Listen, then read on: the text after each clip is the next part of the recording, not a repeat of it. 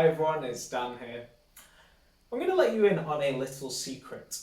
When I first started recording this video and looked back on a couple of the clips that I'd done, stood next to this Christmas tree, I realised how enormously tall this tree makes me look, because it's kind of about my height. Actually, it is just a 5-foot tree, fortunately. For those of you who have met me in person, I am only about 5'7", maybe not even that. So, this is actually quite accurate. But for those of you who've maybe only met me on Zoom and places like that, hopefully I've given the impression of being much taller than that. But after seeing those couple of clips, I wasn't able to kind of concentrate on watching what I was saying, because I was so kind of conflicted with this idea and what I was looking like next to the tree. I wasn't really at peace with what was going on in that video. And that's what I want to talk to you today about, and it's peace. And so the rest of this video won't be next to this Christmas tree because I won't be able to stop looking at it and being annoyed at myself. Jesus was born into this world as the Prince of Peace. In a world where there is anger and hatred and war, peace is often what we need. And that's of course peace in the big sense, I suppose, but within ourselves there is anger, hatred of ourselves, and war, conflict in our minds about what the right thing might be to do. As a church, we experience something similar, I'm sure. Hopefully nothing too much on the war scale, but sometimes it can feel like that. But this Christmas, particularly when we're thinking about doing so many things online, or at least trying to think about that, there can be so much conflict. There can be so many things going on in your head that just give you anything but peace. And it's really important that we take out that time to be at peace. Be at peace with God, in prayer, in reflection, in contemplation.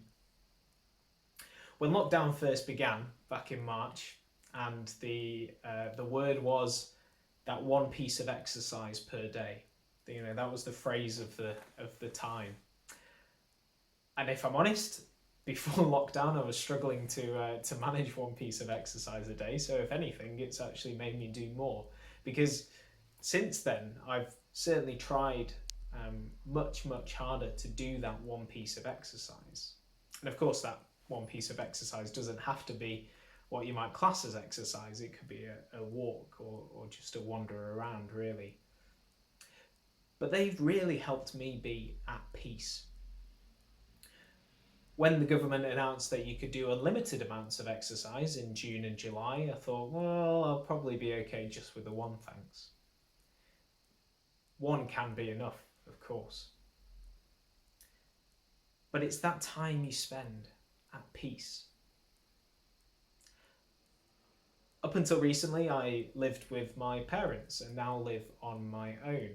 And although even when I was living with my parents, I was often working either out of the house or working in my room for most of the day, so therefore, on my own, I found it more difficult to find peace.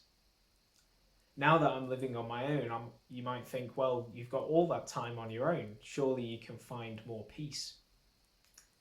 Not really, or not necessarily anyway.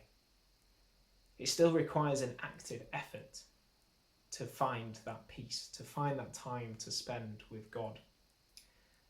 And I'd like to encourage you all to take some time this Christmas to find that peace that Jesus came to bring. Because in our minds, when we work with Jesus, then we will be at peace. Jesus came to this earth to bring peace, not just to all humankind, but peace to each one of us. So that through him, we're able to have that special relationship with God. Through those peaceful moments that actually may not be quiet by definition. Certainly when I find my peace, I often listen to podcasts or music. Peace doesn't necessarily mean sitting or walking or doing exercise in silence, but it means turning things off.